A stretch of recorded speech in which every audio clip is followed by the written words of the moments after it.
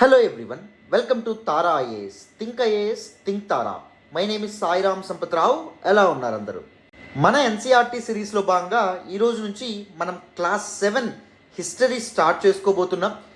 Class 6 ఎలా అయితే కాంప్రహెన్సివ్గా ఆల్ ద చాప్టర్స్ని డీటెయిల్గా word to word in depth organic మేనర్లో ఒక క్రొనలాజికల్ మేనర్లో మనం అర్థం చేసుకున్నామో స్టోరీ ఫార్మాట్లో, సేమ్ అదే మాదిరిగా 7th ఎన్సీఆర్టీ హిస్టరీలోని ఆల్ ద చాప్టర్స్ని మనం కాంప్రహెన్సివ్గా డీటెయిల్డ్గా మనం మాట్లాడే ప్రయత్నం చేద్దాం.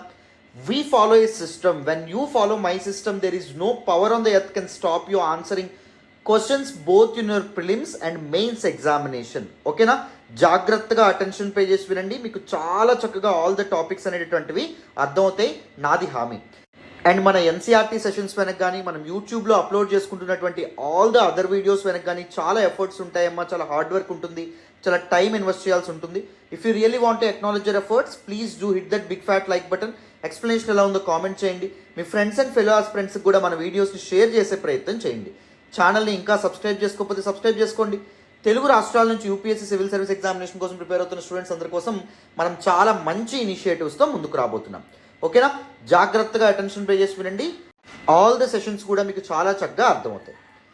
సో మరి దిస్ పర్టిక్యులర్ చాప్టర్లోకి వెళ్ళే ముందు let us look at the title of this particular chapter 1 7th NCERT history.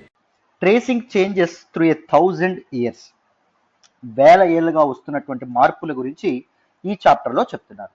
మనం సక్సెస్ఫుల్గా ఇప్పటి వరకు 6th క్లాస్ డీటెయిల్డ్గా కంప్లీట్ చేయడం అనేది జరిగింది.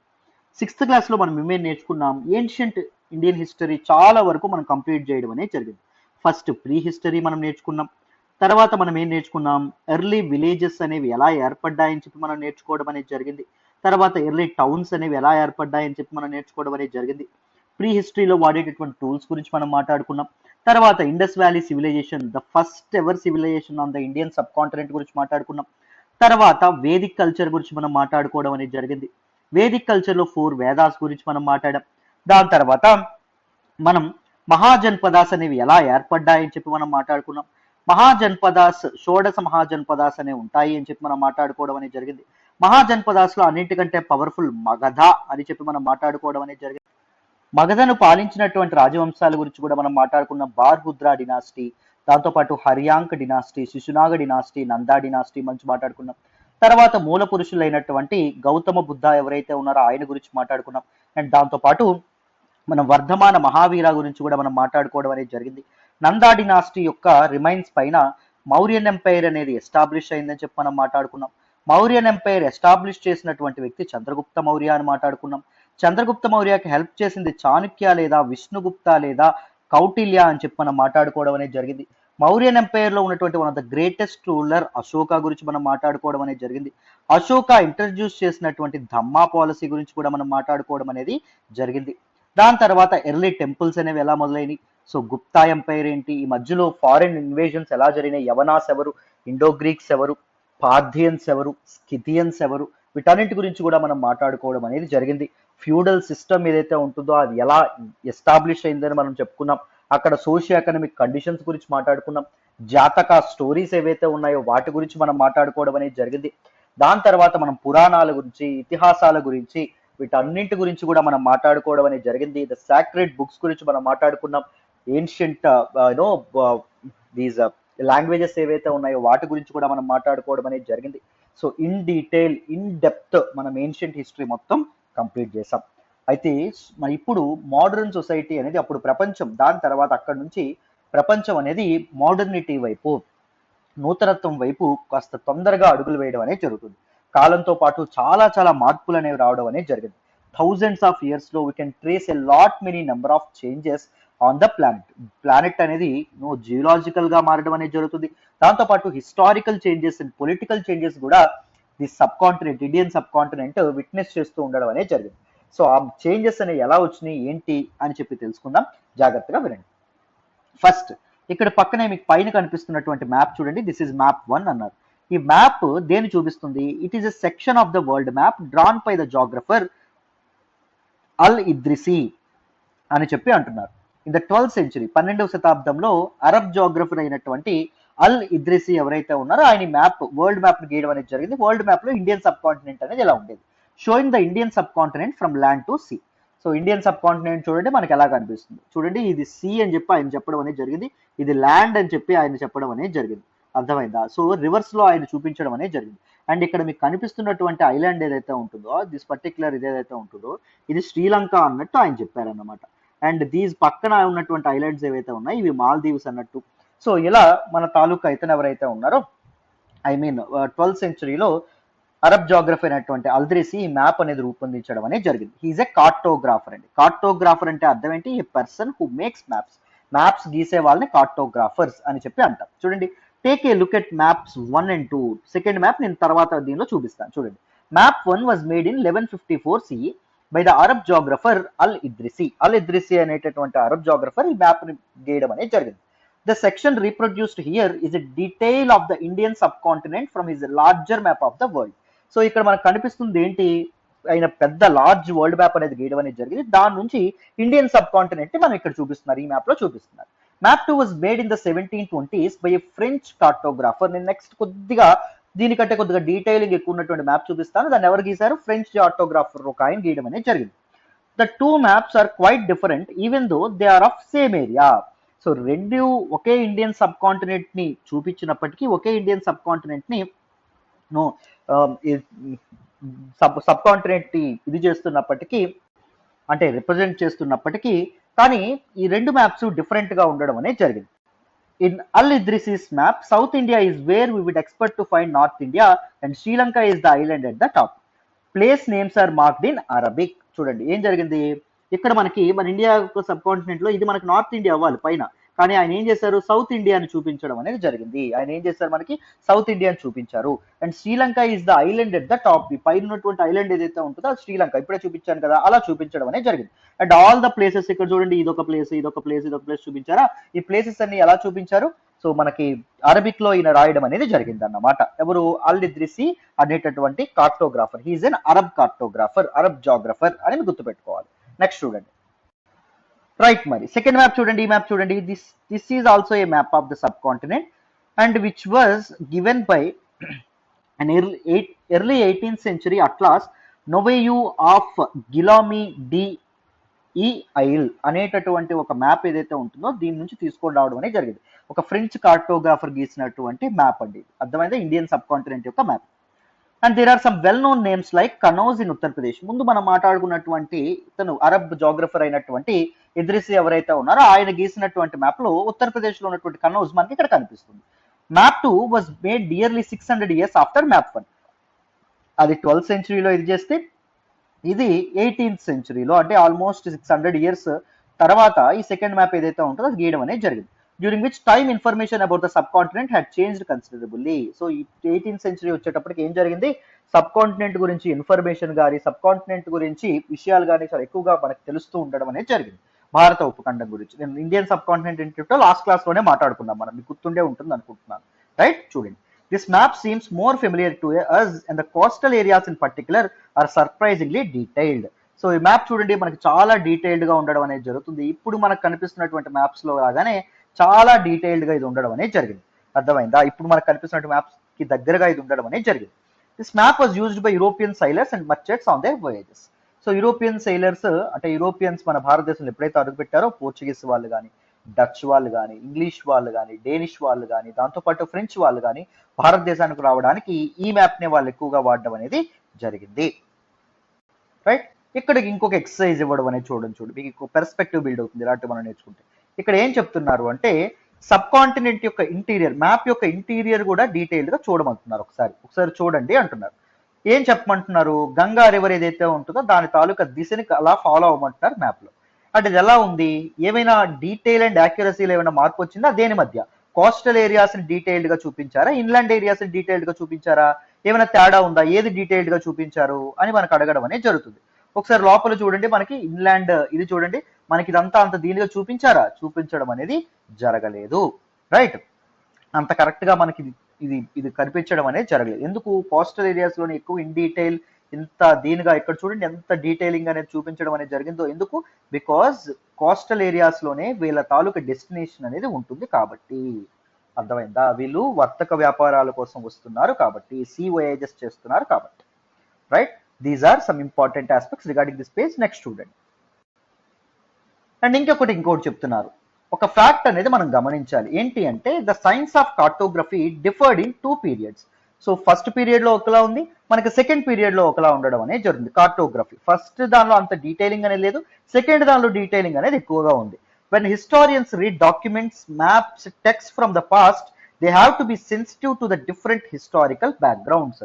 హిస్టారియన్స్ ఎప్పుడైతే కొన్ని డాక్యుమెంట్స్ కానీ, పుస్తకాలు కానీ, మ్యాప్స్ కానీ ఇవన్నీ చూస్తారో, పదాలు కానీ చూస్తారో, టెక్స్ట్ దానిలో ఉండే పదాలు కానీ చూస్తారో, వాళ్ళు హిస్టారికల్ బ్యాక్గ్రౌండ్ ని కూడా దృష్టిలో పెట్టుకొని చూడాలి. హిస్టరీ అనేది there will never be an exact history అండి. జనాలకు తెలిసింది చెప్తారు, వాళ్ళకు అనుకూలమైంది రాస్తారు. అది ప్రతి రాజు నేను గొప్పవాడిని రాస్తాడు. ఏ రాజు కూడా నేను పలానా యుద్ధంలో ఓడిపోయాను, పలానా అయిపోయాను అని చెప్పి ఎవరు రాయరు. అదే వాళ్ళకు అనుగుణంగా వాళ్ళ చరిత్రను మలుచుకుంటా ఉంటారు. సో వాళ్ళ political history and historical background ఇవన్నీ తెలుసుకున్న తర్వాతే హిస్టారియన్స్ ఏం చదవాలి, అవన్నీ మైండ్లో పెట్టుకొని ఈ డాక్యుమెంట్స్ని చదవాలి.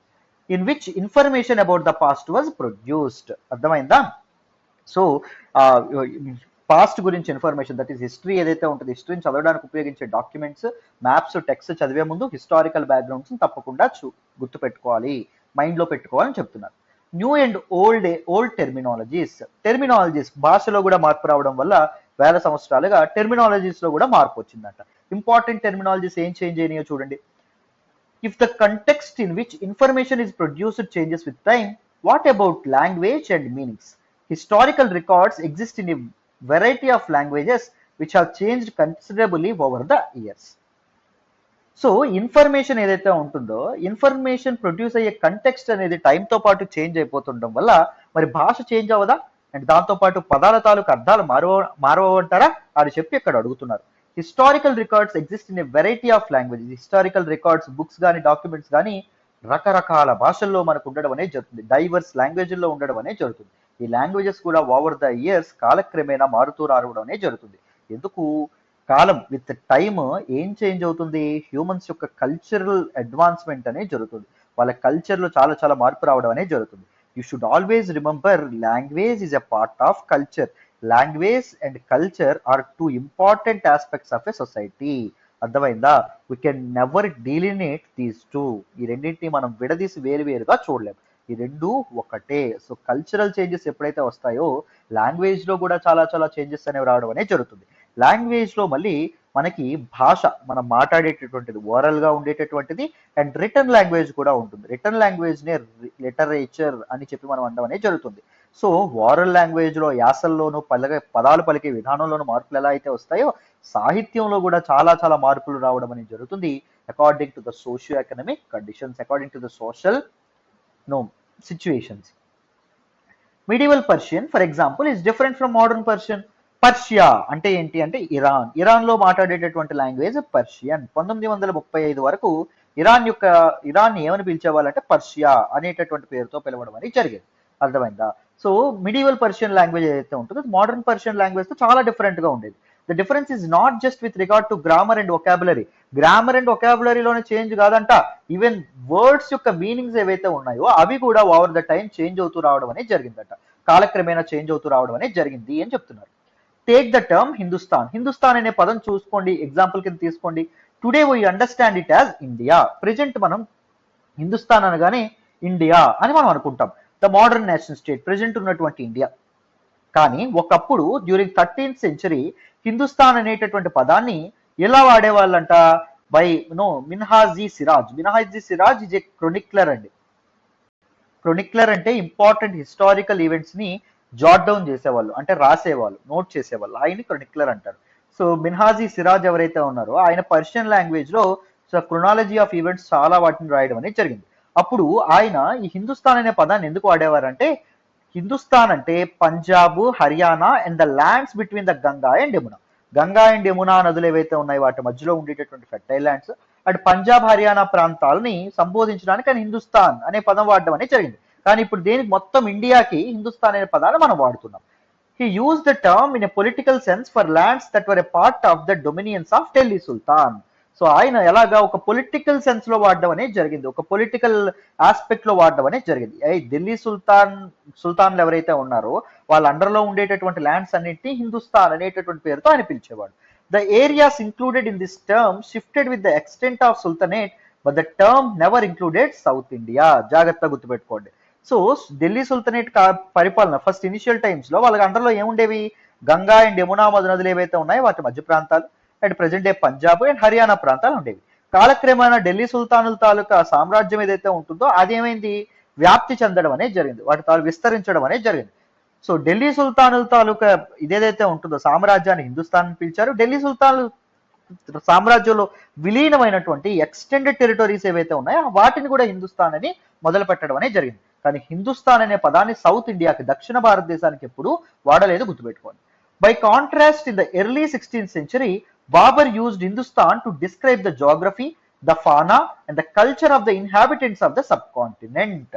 సో చూడండి, బై ద కాంట్రాస్ట్ నో దానికి డిఫరెంట్ గా ఎర్లీ 16th centuryలో మనకి 1528-20లో ఆ టైంలో మనకి ఎప్పుడైతే మొఘల్ ఎంపైర్ అనేది ఎస్టాబ్లిష్ అవ్వడం అనేది జరుగుతుందో, మొఘల్ ఎంపైర్ ఎస్టాబ్లిష్ చేసింది ఎవరు అంటే Babur, the first ruler Babur.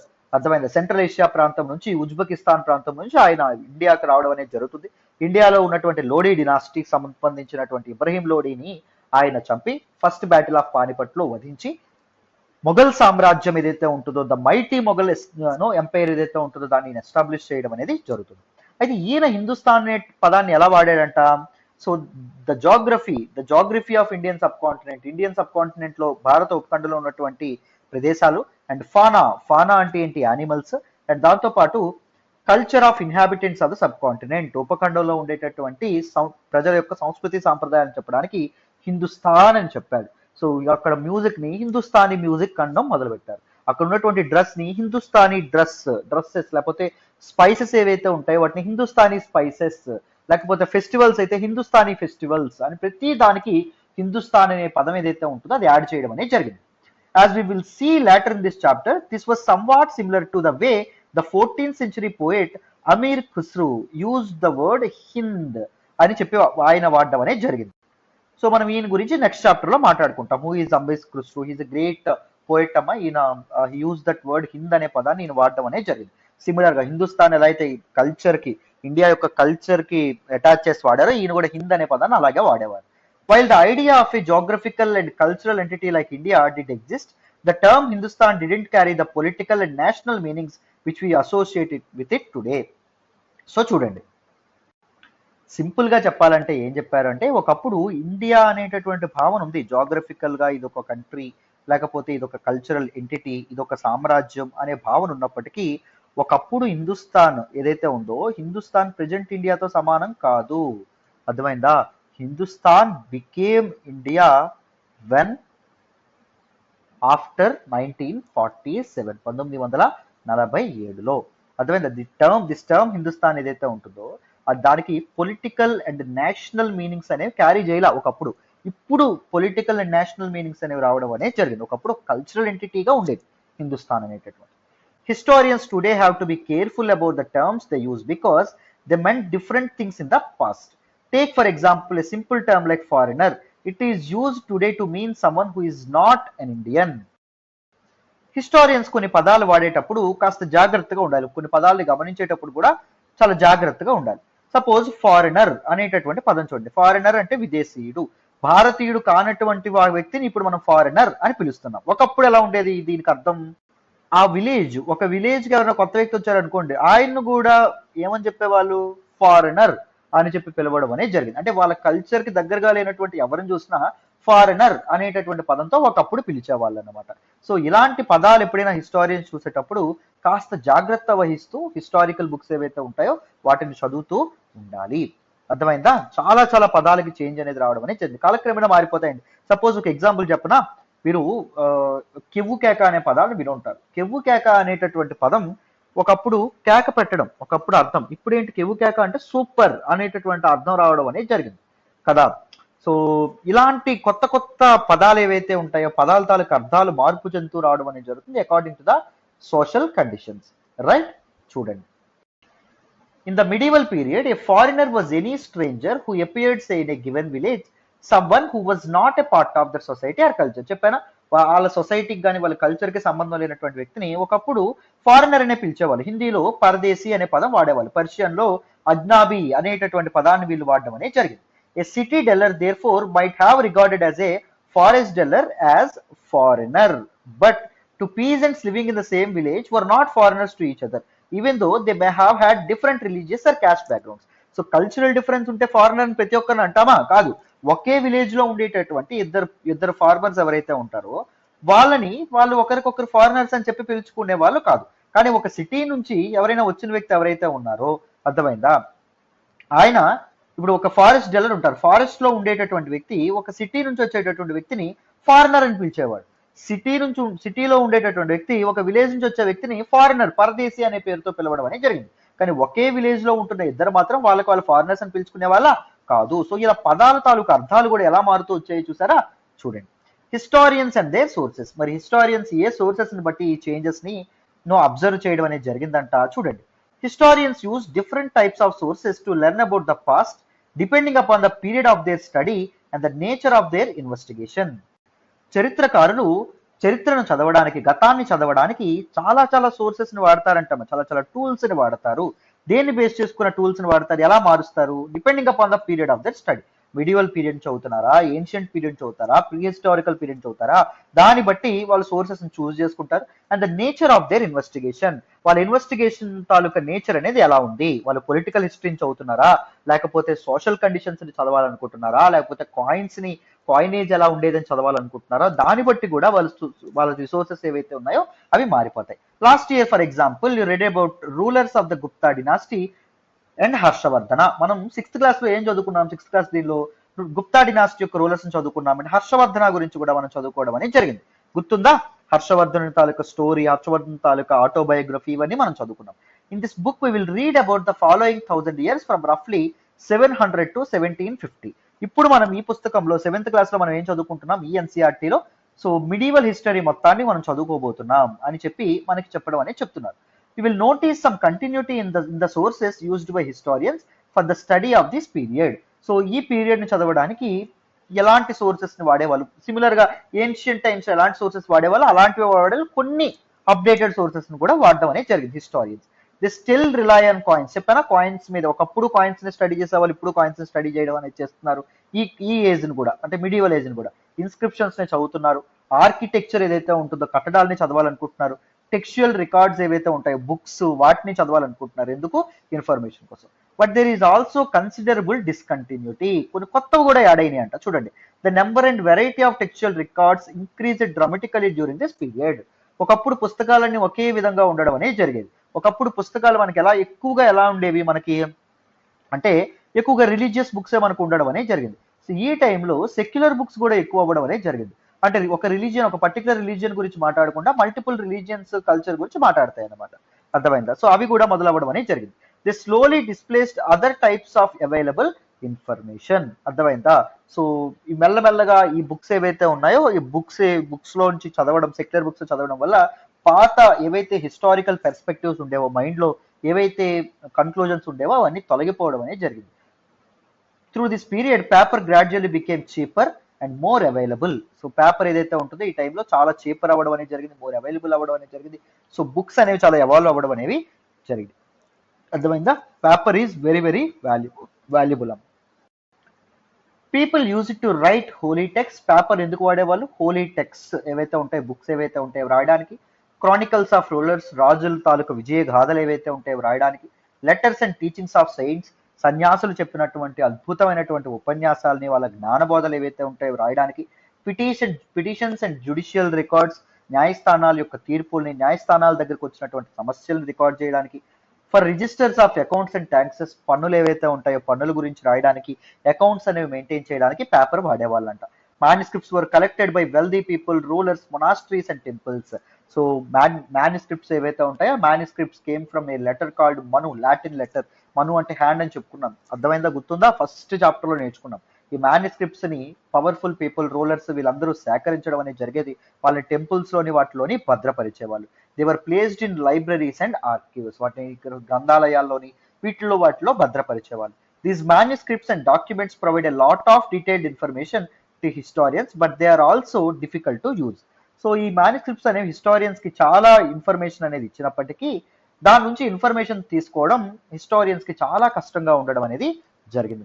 చాలా చాలా ఇబ్బందికరంగా ఉండడం అనేది జరిగింది. ఎందుకంటే చాలా వరకు మ్యానుస్క్రిప్ట్స్ పాడైపోవడం అనేది జరిగింది, చదవడానికి కష్టపడేవాళ్ళు. There was no printing press in those days, so scribes copied manuscripts by hand. So printing press అనేది ఒకప్పుడు ఉండేది కాదు కాబట్టి స్క్రైబ్స్ ఎవరైతే ఉంటారో మంచిగా దస్తూరితో రాసినటువంటి వాళ్ళు మ్యానుస్క్రిప్ట్స్ లో ఉన్నటువంటి తాళపత్ర గ్రంథాల్లో ఉండేటటువంటి ఇన్ఫర్మేషన్ ని వీళ్ళు చేత్తో రాయడం అనేది జరిగేది, పేపర్ మీద రాసేవాళ్ళు. If you have ever copied a friend's homework you would know that this is not a simple exercise. అలా ప్రతి దాన్ని రాయడం సింపులా అంటే అస్సలు కాదు. Some times you cannot read your friend's hand writing and are forced to guess what is written, right? So కొన్నిసార్లు మీ ఫ్రెండ్ హ్యాండ్ రైటింగ్ ఆడ ఏం చెప్పాలనుకుంటున్నాడో నీకు తెలియనప్పుడు నీకు తెలిసింది నువ్వు అనుకున్నది గెస్ వర్క్ చేసి నువ్వు అనుకుంది నువ్వు రాస్తావు. As a result there are small but significant differences in your copy of your friends work. So నీ ఫ్రెండ్స్ వర్క్ కి నువ్వు రాసిన దానికి తప్పకుండా డిఫరెన్స్ అనేది ఉంటుంది. సేమ్ మ్యానుస్క్రిప్ట్స్ లో ఉన్నదానికి అండ్ దాంతో పాటు దీస్ పేపర్ మీద రాసినటువంటి స్క్రైబ్స్ రాసిన దానికి డిఫరెన్స్ అనేది ఉండేదంట. Manuscript copying is somewhat similar, same అలాగే ఉంటుంది. Scribes copied manuscripts, they also introduced small changes, a word here, a sentence there. అర్థమైందా? సో చిన్న చిన్న చేంజెస్ అనే వాళ్ళు కూడా ఇంట్రడ్యూస్ చేసేవాళ్ళు. ఒక కొత్త పదాన్ని యాడ్ చేయడం కానీ లేకపోతే ఒక కొత్త సెంటెన్స్ ని యాడ్ చేయడం కానీ వాళ్ళకి అర్థం కానప్పుడు ద ఎసెన్స్ ని కంప్లీట్ గా మార్చడం కానీ ఇలా చేసేవాళ్ళు. The small differences grew over centuries of copying until manuscripts of the same text became substantially different from one another అని చెప్పి ఇక్కడ మనకి చెప్తున్నారు. సో ఈ చిన్న చిన్న చేంజెస్ ఎప్పుడైతే తీసుకురావడం అనేది జరిగిందో ఓవర్ ద సెంచురీస్ వాళ్ళు రాసిన దాన్ని వేరే వాళ్ళు కాపీ చేయడం వీటి వల్ల సో పాత వర్క్స్ ఏవైతే ఉన్నాయో వాటిలో చాలా ఎక్కువ చేంజెస్ అనేవి వచ్చాయి. సో కంప్లీట్ గా డిఫరెంట్ గా కూడా కొన్ని మారిపోయినాయి అంట ఒరిజినల్ కి అండ్ దాంతో పాటు అప్డేటెడ్ వెర్షన్ కి అని చెప్పి చెప్తున్నారు. అర్థమైందా?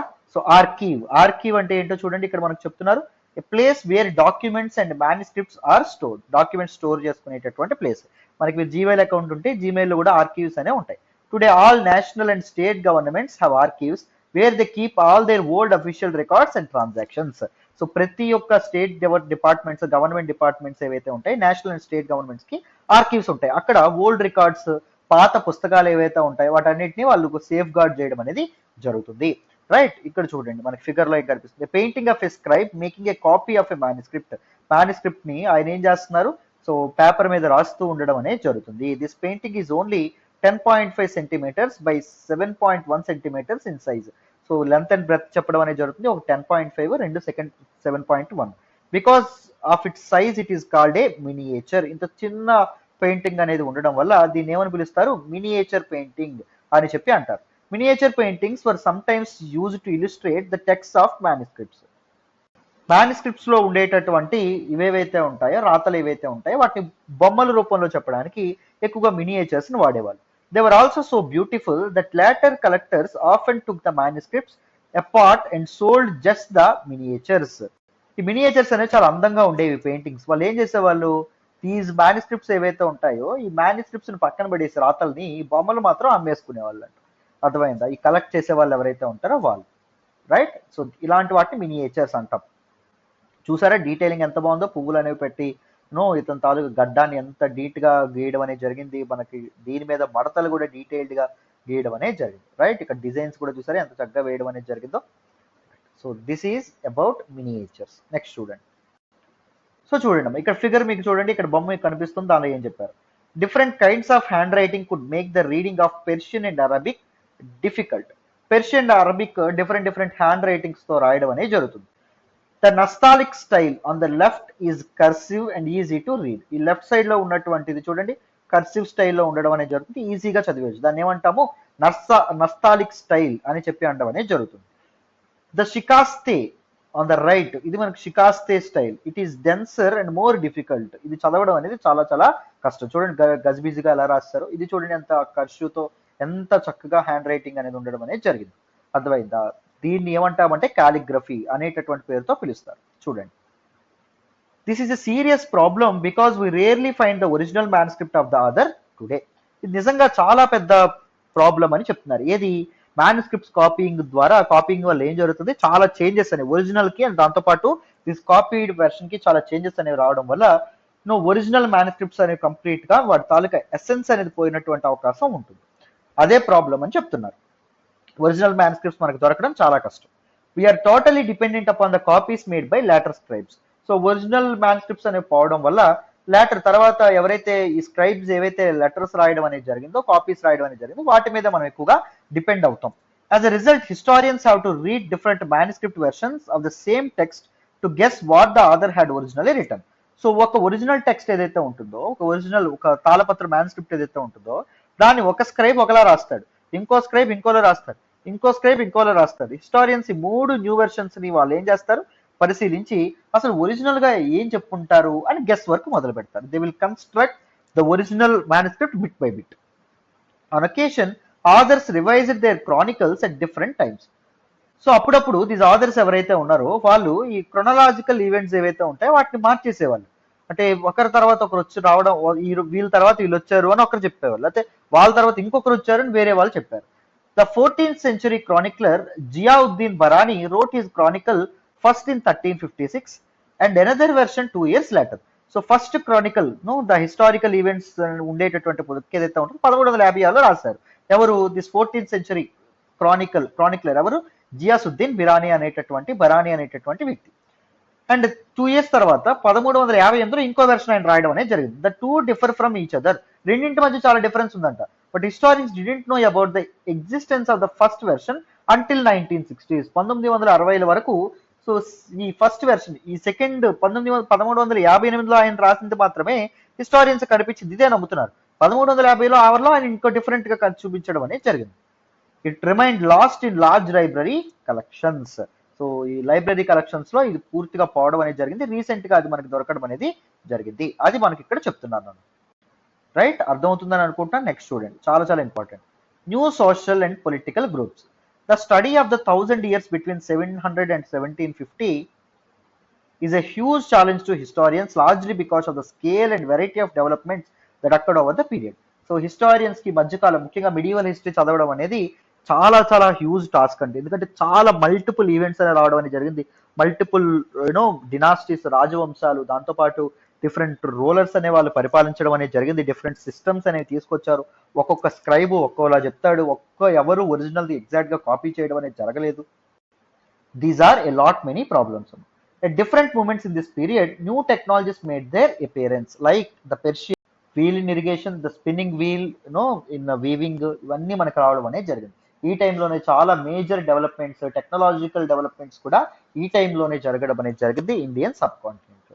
నెక్స్ట్ చూడండి, మీకు అర్థమవుతుంది ఏ డెవలప్మెంట్స్ వచ్చినాయి. చూడండి అన్న, Persian wheel in irrigation, the spinning wheel in weaving, and fire arms in the combat. Fire arms కూడా, గన్స్ ఇవి కూడా రావడం అనేది జరిగింది. New foods and beverages arrived in the subcontinent. కొత్త కొత్త ఫుడ్స్ ఏవైతే ఉంటాయి, కొత్త కొత్త రుచులు ఏవైతే ఉన్నాయో అవి కూడా భారత ఉపఖండంలో అడుగు పెట్టడం అనేది జరిగింది. Potatoes, corn, chillies, tea and coffee ఇలాంటివి కూడా భారతదేశంలోకి రావడం అనేది జరిగింది. Remember that all these innovations, new technologies and crops came along with people who brought other ideas with them as well. ఇవన్నీ ఎలా వచ్చినాయి, ఇండియన్ సబ్ కాంటినెంట్ లోకి చాలా మంది అదర్ పీపుల్ మైగ్రేట్ అవుతూ రావడం అనేది జరిగింది. ఆ మైగ్రేషన్స్ ద్వారా ఈ కొత్త కొత్త వస్తువులు కానీ, కొత్త కొత్త టెక్నాలజీస్ కానీ రావడం అనేది జరిగింది. As a result this was a period of economic, political, social, cultural changes. ఈ టైంలో ఏం జరిగింది, మెనీ చేంజెస్, ఎకనామిక్ చేంజెస్ అనేవి రావడం అనేది జరిగింది. సో ఆర్థిక పరమైనటువంటి మార్పులకి నోచుకోవడం అనేది జరిగింది. కొత్త కొత్త రిఫార్మ్స్ వచ్చినాయి. పొలిటికల్ చేంజెస్ అనేవి రావడం అనేది జరిగింది. కొత్త కొత్త రూలర్స్ ఎవరైతే ఉన్నారో వాళ్ళు రావడం అనేది జరిగింది. సోషల్ చేంజెస్ అనేది రావడం అనేది జరిగింది. Society as a whole evolve అవ్వడం అనేది జరిగింది. The structure of the society మారింది. అప్పటి వరకు గొప్ప అని విరవేగుతున్నటువంటి మతాలు ఏవైతే ఉన్నాయో అవి తగ్గుముఖం పట్టడం అనేది జరిగింది. కొత్త మతాలు రావడం అనేది జరిగింది. అండ్ దాంతోపాటు కల్చరల్ చేంజెస్ అనేవి రావడం అనేది జరిగింది. డిఫరెంట్ కల్చరల్ ఆస్పెక్ట్స్, సతీ లాంటి సిస్టమ్ ఏవైతే ఉన్నాయో, లేకపోతే అన్టచబిలిటీ లాంటి సిస్టమ్స్ ఏవైతే ఉన్నాయో, పర్దా లాంటి సిస్టమ్స్ ఏవైతే ఉన్నాయో ఇలాంటివి రావడం అనేది జరిగింది. టెక్నాలజికల్ చేంజెస్ కూడా రావడం అనేది జరిగింది. సో హ్యూమన్స్ టెక్నాలజికల్ ఎవాల్వ్ అవుతూ రావడం అనేది జరిగింది. ఇన్ని చేంజెస్ ఈ టైంలో మనకు కనిపించాయి. Will learn about some of these changes in chapters 5, 6, 7. So మనం అప్పుడు మన ఢిల్లీ సుల్తానేట్, మొఘల్స్ టైంలో ఏ చేంజెస్ వచ్చినాయి ఏంటి అని చెప్పి మనం మాట్లాడుకుంటాం. అర్థమైందా? ఇక్కడ మీకు కనిపిస్తుంది పెర్షియన్ వీల్ ఇరిగేషన్ కి వాడతారు. అర్థమైందా? సో దీంతో నీళ్లు తోడడం అనేది జరుగుతుంది. చూపిస్తాను అది. This was also a period of great mobility. Groups of people travel long distance in search of opportunity. So అవకాశాల కోసం చాలా మంది ప్రజలు ఒక ప్రాంతం నుంచి వేరే ప్రాంతాలకి తిరుగాడుతూ ఉండడం అనేది జరిగేది. సో వేరు వేరు ప్రాంతాలకు వాళ్ళు వెళ్తూ ఉండడం అనేది జరిగేది. The subcontinent held immense wealth and the possibilities for people to carve a fortune. So భారత ఉపఖండంలో ఇమెన్స్ వెల్త్ అనేది ఉండడం అనేది జరిగేదండి. సో విపరీతమైనటువంటి డబ్బు ఉండేది. And the possibilities for people to Karvy fortune. So బాగా ధనికులు అవ్వడానికి, ఒక మంచి జీవితాన్ని ఏర్పరచుకోవడానికి ఇక్కడ రిసోర్సెస్ కూడా ఎక్కువగా ఉండేవి. One group of people who became important in this period were the Rajputs, a name derived from Rajaputra, the son of a ruler. చూడండి, సో అలాంటి టైంలోనే ఇంపార్టెంట్ గ్రూప్ ఆఫ్ పీపుల్ రావడం అనేది జరిగింది. వాళ్ళే ఎవరు అంటే Rajputs. medieval period starts with the evolution of Rajputsam. Rajputs, no, it was derived from the word called Rajaputra. Rajaputra ante the son of a ruler. Between the 8th and 14th centuries, the term was applied more generally to a group of warriors who claimed Kshatriya caste status. So 8th నుంచి 14th century మధ్యలో ఈ పదం అనేది రాజ్పుత్ అనేటటువంటి పదం ఎవరికి ఉండడం అనేది జరిగింది అంటే ఈ గ్రూప్ ఆఫ్ వారియర్స్, యోధులు ఎవరైతే ఉంటారో వాళ్ళకి, ఎవరైతే మేము క్షత్రియ జాతికి చెందినటువంటి వాళ్ళం, క్షత్రియ కులానికి చెందినటువంటి వాళ్ళం అనుకుంటారో వాళ్ళు ఈ రాజ్పుత్ అనేటటువంటి నేమ్ ఏదైతే ఉంటుందో దాన్ని వాళ్ళు తీసుకోవడం అనేది జరిగింది. అర్థమైందా? చూడండి, పర్షియన్ విల్ మీకు ఇక్కడ కనిపిస్తుందనే అనుకుంటున్నాను. రైట్, చాలా చాలా ఇంపార్టెంట్. వాటర్ తోడడానికి ఈ వీల్ ఏదైతే ఉంటుందో దీన్ని వాడేవాళ్ళం. అర్థమైందా? నెక్స్ట్ చూడండి. The term included not just rulers and chieftains but also soldiers and commanders who served in the armies of different monarchs all over the subcontinent. ఈ రాజ్పుత్ అనేటటువంటి పదం జస్ట్ రాజులకు మాత్రమే కాదు, లేకపోతే చీఫ్స్ ఎవరైతే ఉంటారో వాళ్ళకి మాత్రమే కాదంట, వాళ్ళు మాత్రమే ఆడుకునే వాళ్ళు కాదంట, ఈవెన్ సోల్జర్స్, సైనికులు, కమాండర్స్ ఎవరైతే ఉంటారో, అర్థమైంది, సైన్యాధ్యక్షులు ఎవరైతే ఉంటారో, సైనికాధికారులు ఎవరైతే ఉంటారో, డిఫరెంట్ వేరు రాజుల దగ్గర పనిచేసే వాళ్ళు కూడా వాళ్ళు రాజ్పుత్స్ అని పిలుచుకునేవాళ్ళు. The chivalric code of conduct, extreme valour and a great sense of loyalty were the qualities attributed to Rajputs by their poets and bards. వాళ్ళ ఆస్థాన కవులు ఎవరైతే ఉన్నారో వాళ్ళు అండ్ సాహిత్యకారులు ఎవరైతే ఉన్నారో వాళ్ళని ఎలా పొగిడేవాళ్ళు, వాళ్ళకి గొప్ప వలార్ అనేది పరాక్రమవంతులు అండ్ దాంతోపాటు గ్రేట్ సెన్స్ ఆఫ్ లాయల్టీ అనేది కూడా వాళ్ళకు ఉండేది అని చెప్పి వాళ్ళని రాజ్పుత్స్ ని కొనియాడడం అనేది జరిగేది. Other groups of people such as the Marathas, Sikhs, Jats, Ahoms and Kayasthas, a caste of scribes and secretaries, that is kayastha antar. They also use the opportunities of the age to become politically important. మరాఠాలు, సిక్కులు, జాతులు అండ్ దాంతో పాటు అహోమ్స్ and దాంతో పాటు ఖయస్థా, ఈ group of people కూడా ఈ టైంలో పొలిటికల్ గా చాలా స్ట్రాంగ్ అవ్వడం అనేది జరిగింది. అర్థమైందా? నెక్స్ట్ చూడండి. Throughout this period, there was a gradual clearing of forests and the extension of agriculture, a change faster and more complete in some areas than in others. So ఈ టైంలో ఏం జరిగింది, పాపులేషన్ కూడా సిగ్నిఫికెంట్ గా పెరుగుతూ రావడం అనేది జరిగింది. అడవులు ఏవైతే ఉన్నాయో అడవుల్ని ప్రజలందరూ సమతలం చేస్తున్నారు. అగ్రికల్చర్ అనేది విపరీతంగా డెవలప్ అవ్వడం అనేది జరిగింది. అండ్ ఫాస్ట్ గా అగ్రికల్చరల్ జియోలాజికల్ చేంజెస్ అనేవి కూడా రావడం అనేది జరుగుతుంది. Changes in their habitat forced in many forest dwellers to migrate. So forest లో ఉండేటటువంటి చాలా మంది వాళ్ళ హ్యాబిటేట్ అంటే ఏంటంటే environment of a region and the social economic life style of its residents. కొంతమంది రెసిడెంట్స్ బతకడానికి అనువుగా ఉండేటటువంటి ప్రాంతం. అర్థమైందా? సో వాళ్ళు ఫారెస్ట్ డెలర్స్ ఎవరైతే ఉన్నారో వాళ్ళ హ్యాబిటేట్ లో చేంజెస్ అనేవి రావడం వల్ల, అంటే ఫారెస్ట్ లో చేంజెస్ అనేవి రావడం వల్ల వాళ్ళ మైగ్రేషన్ కూడా వెళ్ళడం అనేది వేరే ప్రాంతాలకి వాళ్ళు వెళ్ళి స్థిరపడడం అనేది జరిగింది. Others started tilling the land and became peasants. కొంతమంది భూమిని దున్నుకుంటూ భూమిలో పంటలు పండించుకుంటూ రైతులుగా మారడం అనేది జరిగింది. అండ్ దాంతో పాటు these new peasant groups gradually began to be influenced by regional markets, chieftains and priests, monasteries and temples. ఈ పీజెంట్ గ్రూప్స్ కొత్తగా రైతులైన వాళ్ళు ఎవరైతే ఉన్నారో వాళ్ళ మీద ఏ ఇన్ఫ్లుయెన్స్ పడింది, మార్కెట్, రీజనల్ మార్కెట్ యొక్క ఇన్ఫ్లుయెన్స్ అనేది పడ్డం అనేది జరిగింది. చీఫ్టెన్స్ ఎవరైతే ఉన్నారో, చీఫ్స్ ఎవరైతే ఉన్నారో వాళ్ళ ఇన్ఫ్లుయెన్స్ అనేది పడ్డం అనేది జరిగింది. ప్రీస్ ఎవరైతే ఉన్నారో, పురోహితులు ఎవరైతే ఉన్నారో వాళ్ళ ఇన్ఫ్లుయెన్స్ పడింది. మొనాస్ట్రీస్ అండ్ టెంపుల్స్ ఏవైతే ఉన్నాయో వాటి తాలూకు ఇన్ఫ్లుయెన్స్ కూడా వాళ్ళ మీద పడింది. They became part of large complex societies. So complex societies లో, దీస్ ఇన్స్టిట్యూషనల్ సొసైటీస్ లో వాళ్ళ భాగం అవ్వడం అనేది జరిగింది. అర్థమైందా? And were required to pay taxes and offer goods and services to the local rods. ఈ పీజెంట్స్ ఎవరైతే ఉన్నారో వాళ్ళు ఈ సొసైటీలో భాగమైనందుకు గాను, సొసైటీ యొక్క రిసోర్సెస్ ని వాళ్ళు వాడుకుంటున్నందుకు గాను వాళ్ళు పన్నులు కట్టాల్సి వచ్చేది. అండ్ దాంతోపాటు లోకల్ లార్డ్స్ ఎవరైతే ఉంటారో వాళ్ళ గూడ్స్ అండ్ సర్వీసెస్ ని కూడా వాళ్ళు అందిస్తూ ఉండడం అనేది జరిగింది. As a result, significant economic and social differences emerged among peasants. So దానివల్ల ఎకనామిక్ డిఫరెన్సెస్, నేను హై క్లాస్ నువ్వు లోవర్ క్లాస్ అని, social difference, caste system, occupation సంబంధించినటువంటి డిఫరెన్సెస్ ఇవన్నీ రావడం అనేది జరిగింది. Some possessed more productive land and others also kept cattle and some combined artisanal work with agricultural activity during the lean season. చెప్పానా, కొంతమంది ఏం చేసేవాళ్ళు, పంటలని ల్యాండ్ వ్యవసాయం అని చేసేవాళ్ళు, దాంతోపాటు క్యాటిల్ పశువులు ఏవైతే ఉన్నాయో వాటిని కూడా పెంచుకునేవాళ్ళు. కొంతమంది వాళ్ళకి ఒకవేళ అగ్రికల్చర్ సరిగ్గా లేనటువంటి దానిలో ఆర్టిస్టిక్ వర్క్ కూడా చేయడం అనేది జరిగింది. ఆర్టిసన్స్ గా కూడా వాళ్ళు పనిచేయడం అనేది జరిగింది. కళాకారులుగా కళాకృతులు తయారు చేస్తూ వాళ్ళు బతకడం అనేది జరిగింది.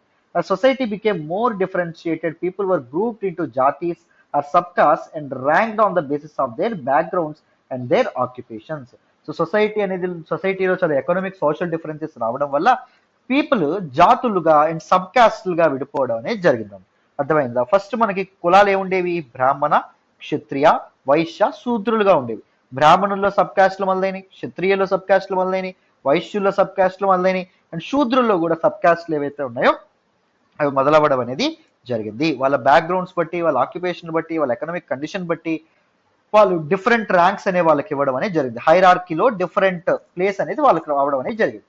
Ranks were not fixed permanently and varied according to the power, influence and resources controlled by members of the jati. So each జాతికి ఆ ర్యాంక్ ఏదైతే ఉంటుందో అది మారుతూ ఉండడం అనేది జరిగింది. ఒకే ఫిక్స్డ్ గా ఉండేది కాదు. వాళ్ళ ఎకనామిక్ ప్రాస్పరిటీ బట్టి, వాళ్ళ సంపాదన బట్టి ఇది మారుతూ రావడం అనేది జరిగింది. The status of the same jati could vary from area to area. ఒక దగ్గర ఒక ప్రాంతంలో ఒక జాతి గ్రేట్ గా ఉంటే, అంటే సుపీరియర్ అయితే, ఇంకో ప్రాంతంలో ఇంకో జాతి తక్కువగా ఉండొచ్చు. అర్థమైందా? వీళ్ళ స్టేటస్ అనేది మారినటువంటి అవకాశం కూడా ఉంది. డిస్కసింగ్ అబౌట్ ఫ్యూడలిజం మనం. అర్థమైందా? సో ఫ్యూడలిజం గురించి ఎవరైనా ఇంకా ఇన్డెప్త్ తెలుసుకోవాలంటే మీకు యూట్యూబ్ లో కూడా వీడియో ఉంటుంది. ఫ్యూడలిజం ఎల్టీఎక్స్ క్లాసెస్ అని కొట్టండి, మీకు డీటెయిల్డ్ గా చెప్పాను. ఓకేనా? చూడండి.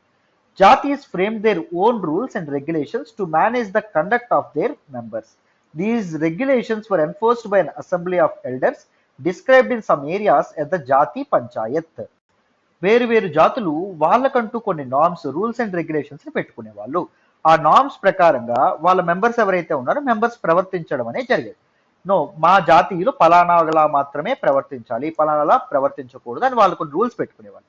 ఈ రెగ్యులేషన్స్ ఏవైతే ఉన్నాయో వాటిని ఎవరు ఎన్ఫోర్స్ చేసేవాళ్ళు, ఫాలో అవుతున్నారా లేదా అందరూ ఎవరు చూసేవాళ్ళు? సమ్ గ్రూప్ ఆఫ్ ఎల్డర్స్ ఎవరైతే ఉంటారో, పెద్దవాళ్ళు ఎవరైతే ఉన్నారో వాళ్ళు చూసుకునేవాళ్ళు. అర్థమైందా? సో ఆ గ్రూప్ ఆఫ్ ఎల్డర్స్ ని జాతి పంచాయత్ అనే పేరుతో పిలిచేవాళ్ళని. But jatis were also required to follow the rules of their villages. దాంతోపాటు వాళ్ళ జాతి తాలూకు రూల్సే కాకుండా వాళ్ళ గ్రామాల్లో ఏవైతే రూల్స్ ఉన్నాయో అవి కూడా ప్రతి ఒక్కరూ ఫాలో అవ్వాలి. Several villages were governed by a chieftain. So చాలా గ్రామాలని ఎవరు గవర్న్ చేస్తారు, ఎవరు అడ్మినిస్టర్ చేస్తారంటే ఒక చీఫ్ టైన్ ఎవరైతే ఉంటారో, ఒక చీఫ్ పర్సన్ ఎవరైతే ఉంటారో ఆయన అడ్మినిస్టర్ చేయడం అనేది జరుగుతుంది అన్నమాట. Together they were only one small unit of A state. So చాలా విలేజెస్ కలిపి వాళ్ళు ఏమవుతారు, ఒక స్టేట్ గా ఏర్పడడం అనేది జరుగుతుంది. అర్థమైందా? దీస్ జాతీస్ ఏవైతే ఉన్నాయి, జాతీస్ విలేజెస్ గా ఉంటాయి. విలేజెస్ అనేవి ఎలాగా రాష్ట్రాలుగా మారడం అనేది జరుగుతుంది. అర్థమైందా? సో ఇలా ఒక పొలిటికల్ హైరార్కీ, పొలిటికల్ సిస్టమ్ అనేది ఉండేదంట అని మనకి చెప్తున్నాం. నెక్స్ట్ చూడండి, రీజియన్ అండ్ ఎంపైర్. చూడండి, చాలా ఇంపార్టెంట్ అండి. ఇక్కడ నుంచి ఈ చాప్టర్ లో ముందు ఇప్పటి వరకు క్వశ్చన్స్ ఏం రావు, బట్ ఇక్కడ నుంచి క్వశ్చన్స్ అనేవి వచ్చే అవకాశం ఉంటుంది, జాగ్రత్తగా వినాలి. Large states like that's of Cholas or Mughals encompassed many regions. వీళ్ళవి ఏమన్నాం? చోళా ఎంపైర్ అన్నాం, మౌర్యన్ ఎంపైర్ అన్నాం, మొఘల్ ఎంపైర్ అన్నాం. ఎంపైర్ అంటే ఏంటి? Larger kingdoms are called empires అని చెప్పి మనం మాట్లాడుకోవడం అనేది జరిగింది. ఎంపైర్ లో చాలా ఎక్కువ రీజియన్స్ ఉంటాయి కదా. చూడండి, సాంస్క్రిట్ ప్రశస్తి. ప్రశస్తి అంటే ఏం చెప్తాం? That praises the ruler. Inscriptions that praises the ruler to their prashasti inscriptions. So ఈ ఒక ప్రశస్తి, సాంస్క్రిట్ లో రాసినటువంటి ఒక ప్రశస్తి ఇన్స్క్రిప్షన్ ఢిల్లీ సుల్తాన్ అయినటువంటి గియాసుద్దీన్ బాల్బన్ ఎవరైతే ఉన్నారో ఆయన్ని, హీస్ ఫ్రమ్ స్లేవ్ డినాస్టీ, ఆయన్ని పొగుడుతూ ఏం చెప్పారంటే, he was the ruler of a vast empire the stretched from Bengal నుంచి, ఈస్ట్ లో ఉన్న బెంగాల్ నుంచి Ghazni in Afghanistan in the west and included all of South India. Dravida నేలను కూడా ఆయన పరిపాలించడం అనేది జరిగింది అని చెప్పింది అనమాట. ఎవరు చెప్పారు అంటే, ఒక సాంస్క్రిట్ ప్రశస్తి ఇన్స్క్రిప్షన్ ఏదైతే ఉంటుందో అది బాల్బన్ గురించి చెప్పింది. People of different regions, Gauda that is in Bengal, Andhra, Kerala, Karnataka, Maharashtra and Gujarat apparently fled before his armies. So ఇతని ఆర్మీని తట్టుకోలేక వాళ్ళు పారిపోవడం అనేది జరిగింది. వాళ్ళు ఏం చేశారు, వాళ్ళు తమ రాజ్యాలను దీనికి అప్పగించడం అనేది జరిగింది. గుర్తుపెట్టుకోండి, బెంగాల్ను ఒకప్పుడు ఏమని పిలిచేవాళ్ళు, ఏన్షియంట్ టైమ్స్ లో గౌడ అనేటటువంటి పేరుతో పిలిచేవాళ్ళు. ఈ ఏన్షియంట్ నేమ్స్ కూడా చాలా చాలా ఇంపార్టెంట్ అండి. గౌడ అనేటటువంటి పేరుతో పిలవడం అనేది జరిగింది. రైట్, చూడండి మ్యాప్ 3 చూడండి. Provinces of the Delhi sultanate during Muhammad Tughluq's reign according to the Egyptian source Masalik al-Absarfi Mamlik al-Amsar of షిహాబుద్దీన్ ఉమారి. షిహాబుద్దీన్ ఉమారి అనేటటువంటి వ్యక్తి అది రాయడం అనేది జరిగింది. సో డిఫరెంట్ ప్రావిన్సెస్ గురించి ఇక్కడ చెప్పడం అనేది జరిగింది. చూడండి ఫస్ట్ నుంచి provinces, this is 1 province, this is 2nd province, this is 3rd province, this is 4th, this is 5th, 6th, 7th, 8th, 9th, 10th, అర్థమైందా, 11th, 12th, 13th, 14th, 15th, 16th, 17th, 18th, 19th, 20th, 21, 22, 23 and 24. మొత్తం ఎన్ని provinces అనేవి ఉండడం అనేది జరిగింది, 24 provinces అనేవి మనకి తుగ్లక్స్ టైంలో ఉండడం అనేది జరిగింది. అర్థమైందా? సో ప్రావిన్సెస్ నేమ్స్ కూడా ఇక్కడ రాయడం అనేది జరిగింది. చూడండి first province is Siwistan province, present Pakistan లో ఉంది. 2nd Uch province, 3rd Multan province, 4th Kalanaur province, 5th Lahore province, 6th Samana province. అర్థమైందా? మీకు అక్కడ పైన ఇప్పుడే చూపించడం అనేది జరిగింది. చూడండి మీకు సింపుల్ గా చూపిస్తాను. 6th, next 7th Saraswati province, ఇదిగోండి ఇక్కడ మీకు 7th ఉండడం అనేది జరిగింది. 8th హురామ్ ప్రావిన్స్ ఇక్కడ ఉంది. 9th హన్సీ ప్రావిన్స్ ఇక్కడ ఉంది. 10th Delhi province, 10th province is Delhi province. Badaun province is 11th province. Kannauj province is 12th. Kannauj is in Uttar Pradesh now. And 13th వచ్చేసి కారా ఎక్కడ ఉండడం అనేది జరిగింది, ఇదిగోండి ఇక్కడ ఉండడం అనేది జరిగింది. కారాకి దీనిగా ఎవరు ఉండేవాళ్ళు అంటే ఒకప్పుడు మన తాలూకా ఖిల్జీ ఎవరైతే ఉన్నారో అలావుద్దీన్ ఖిల్జీ ఉండడం అనేది జరిగేది. అర్థమైందా? రైట్. సో దేవగిరి ఎక్కడుందో చూడండి, 20th, ఇది దేవగిరి. అర్థమైందా? గోదావరి ఒడ్డున దేవగిరి ఉండడం అనేది జరుగుతుంది. ఇది చాలా చాలా ఇంపార్టెంట్. ద్వార సముద్రం ఎక్కడుందో చూడండి, 13th. సో ప్రజెంట్ డే మనకి మన తాలూకా కర్ణాటక అండ్ అందుబాటు ఆంధ్ర బార్డర్స్ లో ఉండడం అనేది జరిగింది. ఆంధ్ర, కర్ణాటక అండ్ తమిళనాడు బార్డర్స్ లో అది ఉంటుంది. Right. So these are some important aspects. Next చూడండి. Historians regard these as exaggerated claims of conquest. At the same time, they try to understand why rulers kept claiming to have control over different parts of the subcontinent. So, ఇంత పూర్తి ప్రాంతాన్ని వాళ్ళు ఆక్రమించే వాళ్ళు కాదు, కానీ they claim to be the rulers of these areas అని చెప్పి అనుకోవడం అనేది జరిగేది. హిస్టారియన్స్ అనుకునేవాళ్ళు. ఎందుకు రూలర్స్ అంతంత దీన్ని క్లైమ్, అంతంత ఏరియాస్ మా అండర్లో ఉంది అని క్లైమ్ చేసుకునే వాళ్ళు? Because to tell the other people that my empire is very powerful, చాలా పెద్దది. అవతల వాడు భయపడతాడు కదా యుద్ధం చేయడానికి. It is a kind of foreign policy trick, it is a strategy అని చెప్పి మనం అర్థం చేసుకోవచ్చు. లాంగ్వేజ్ అండ్ రీజియన్ చూడండి, భాషలు అండ్ దాంతోపాటు వివిధ రకాలైన భాషలు ఎలా ఉండేవో చెప్తున్నారు. In 1318 the poet Amir Khusrau noted that there was a different language in every region of the land. Indian subcontinent లో చాలా చాలా డిఫరెంట్ లాంగ్వేజెస్ ఉండేవంట. Sindhi language, Lahori, Kashmiri and Dvarsamudri, southern కర్ణాటకలో ద్వార్ సముద్రి ఉండేది. తెలంగాణ, ఆంధ్రప్రదేశ్లో తెలంగాణ ఉండేది. అండ్ గుజరాత్లో గుజారీ ఉండేది. మబారి, తమిళనాడులో మబారి అనే లాంగ్వేజ్ ఉండేది. అండ్ బెంగాల్లో గౌరీ అనే లాంగ్వేజ్ ఉండేది. రైట్. అండ్ అవధి, ఈస్టర్న్ ఉత్తరప్రదేశ్లో అవధ్ లాంగ్వేజ్ ఉండడం అనేది జరిగేది. అండ్ దాంతోపాటు హైందవి అనేటటువంటిది ఢిల్లీ అరౌండ్ ఢిల్లీ ఆ లాంగ్వేజ్ అనేది ఉండేది. Amir Khusrau went on to explain that the contrast to these languages there was Sanskrit which did not belong to any region. So సంస్కృతం ఏదైతే ఉంటుందో, అమీర్ ఖుస్రూ ఏం చెప్తారంటే సంస్కృతం ఏదైతే ఉంటుందో సంస్కృతం ఏ ప్రాంతానికి చెందిందే ఉండదు. ఎందుకంటే కామన్ పీపుల్ సంస్కృతం మాట్లాడే వాళ్ళు కాదంట. ఓన్లీ బ్రాహ్మిన్స్ మాత్రమే సంస్కృతం అనేది మాట్లాడేవాళ్ళంట. Make a list of the languages mentioned by Amir Khusro. Prepare another list of the names languages spoken today in the regions he mentioned. So ఇప్పుడు కంప్లీట్ డిఫరెంట్ గా మాట్లాడడం అనేది జరుగుతుంది. సపోజ్ ఆంధ్రప్రదేశ్లో తెలంగాణ మాట్లాడట్లా, తెలుగు భాష మనం మాట్లాడడం అనేది జరుగుతుంది. తమిళనాడులో అప్పుడు మబారి అని చెప్తున్నారు, ఇప్పుడు తమిళ్ మాట్లాడడం అనేది జరుగుతుంది. ఇలా లాంగ్వేజెస్ లో చాలా మార్పులు అనేవి రావడం అనేది జరిగింది over the years. By 700, many regions already possess distinct geographical dimensions and their own language and cultural characteristics. So ప్రతి ప్రాంతానికి వేరు వేరు భాషలు ఉండేవి, కల్చరల్ క్యారెక్టర్స్ ఉండేవి అండ్ జాగ్రఫికల్ డైమెన్షన్స్ కూడా వేరువేరుగా ఉండేవి. డిఫరెంట్ ల్యాండ్ ఫార్మ్స్ అనేవి ఉండేవి ఒక్కొక్క ప్రాంతంలో. You will learn more about these in chapter 9. తర్వాత మనం వాటి గురించి మాట్లాడుకుంటాం. They were also associated with specific ruling dynasties. ఒక్కొక్క రూలింగ్ డినాసిటీ ఒక్కొక్క భాషను వాడేది, ఒక్కొక్క రూలింగ్ డినాసిటీలో ఒక్కొక్క కల్చరల్ క్యారెక్టరిస్టిక్స్ అనేవి ఉండేవి, ఒక్కొక్క రూలింగ్ డినాసిటీ ఒక్కొక్క జాగ్రఫికల్ లొకేషన్ ని పరిపాలించేది. సో దాన్ని బట్టి కూడా మారేదంట. There was considerable conflict between these states. Occasionally, dynasties like the Cholas, Khaljis, Tughlaqs, Mughals were able to build an empire that was pan-regional, spanning diverse regions. అర్థమైందా? ఇక్కడ మనకి ఏం చెప్తున్నారు అంటే, సో డిఫరెంట్ వేరు ప్రాంతాల్లో వేరు రాజులు అనేవాళ్ళు ఉన్నప్పటికీ కొన్ని డినాసిటీస్ మాత్రం లైక్ చోళులు కానీ, ఖిల్జీస్ కానీ, తుగ్లక్స్ కానీ, మొఘల్స్ కానీ వీళ్ళు పెద్ద పాన్ రీజియనల్ సామ్రాజ్యాలు అనేవి ఎస్టాబ్లిష్ చేశారు. డైవర్స్ రీజియన్స్ ని వీళ్ళు పరిపాలించడం అనేది జరిగింది అని చెప్తున్నారు. Not all these empires were equally stable or successful. కానీ అన్ని ఈ ఎంపైర్స్ అని ఈక్వల్ గా సక్సెస్ఫుల్ గా ఉన్నాయా అంటే కాదు. ఫర్ ఎగ్జాంపుల్, మనకి ఖిల్జీ డినాసిటీ ఉంది, తక్కువ కాలం పరిపాలించింది. మొఘల్ ఎంపైర్ ఉంది, అసలు ఎంత కాలం వాళ్ళు పరిపాలించారో లెక్కనే లేదు, అదే చాలా ఎక్కువ కాలం వీళ్ళు పరిపాలించడం అనేది జరిగింది. సపోజ్ స్లేవ్ డినాసిటీ ఉంది, తక్కువ కాలం పరిపాలించడం అనేది జరిగింది.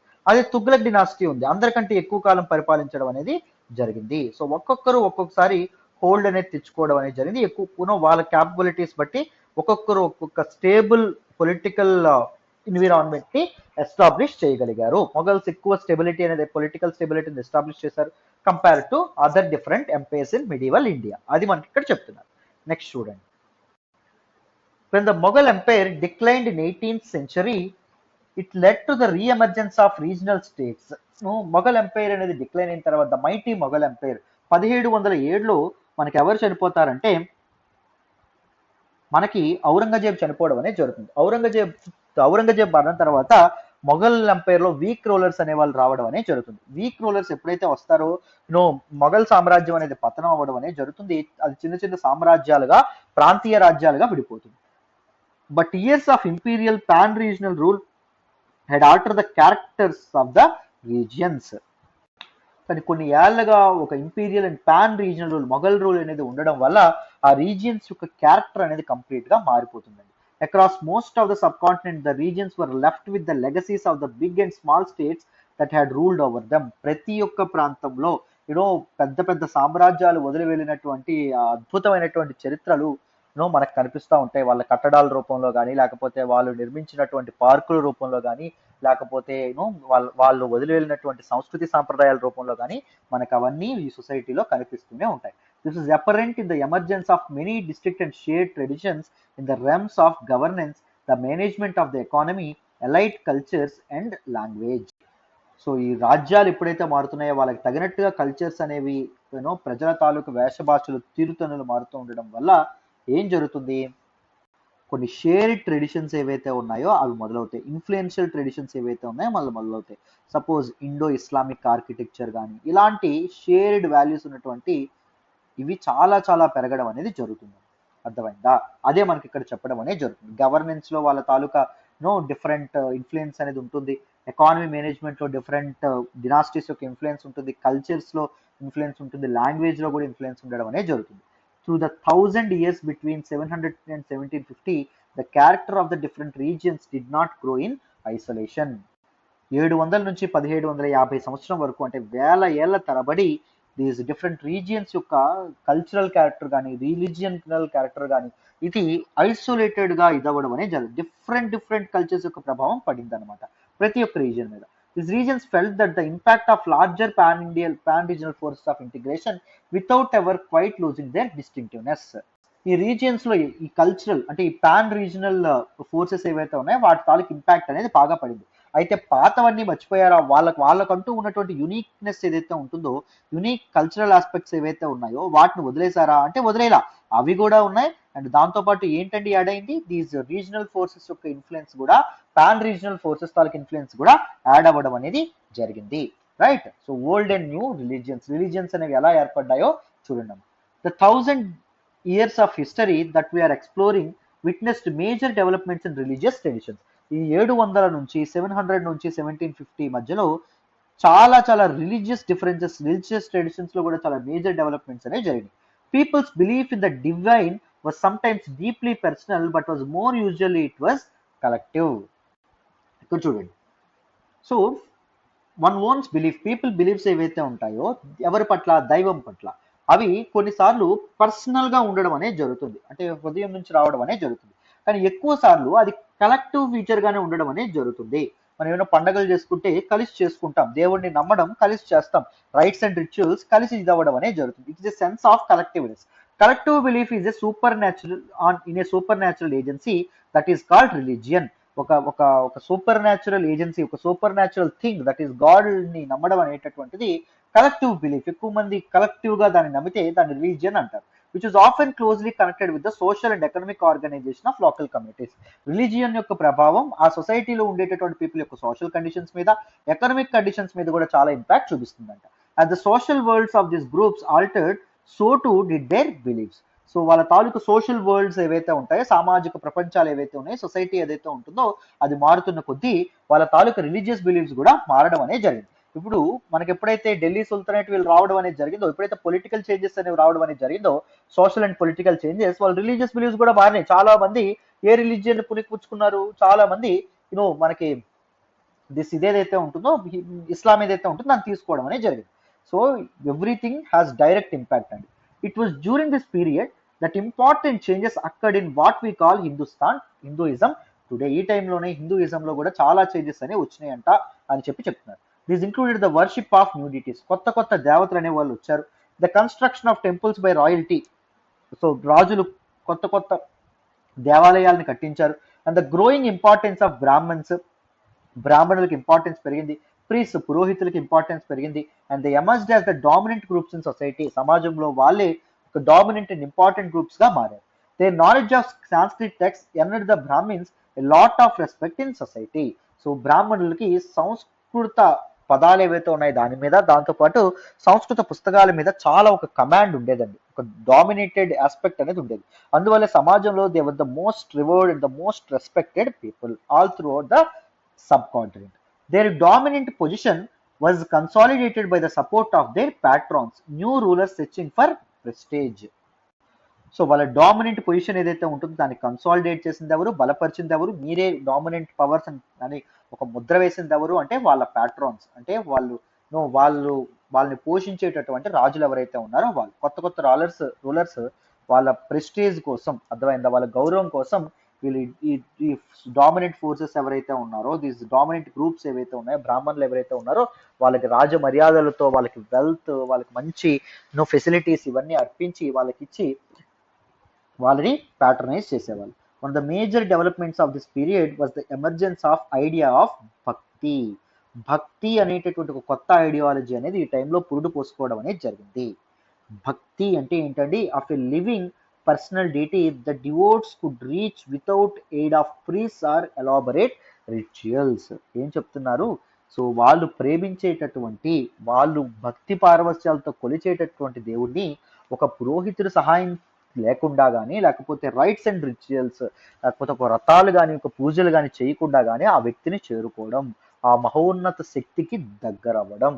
ఆ దగ్గర చేసేటటువంటిది ఏంటి, భక్తి దగ్గర చేస్తుందంట. Bhakti is a eternal feeling through which we can reach the god, దేవుణ్ణి కలుసుకోవచ్చు.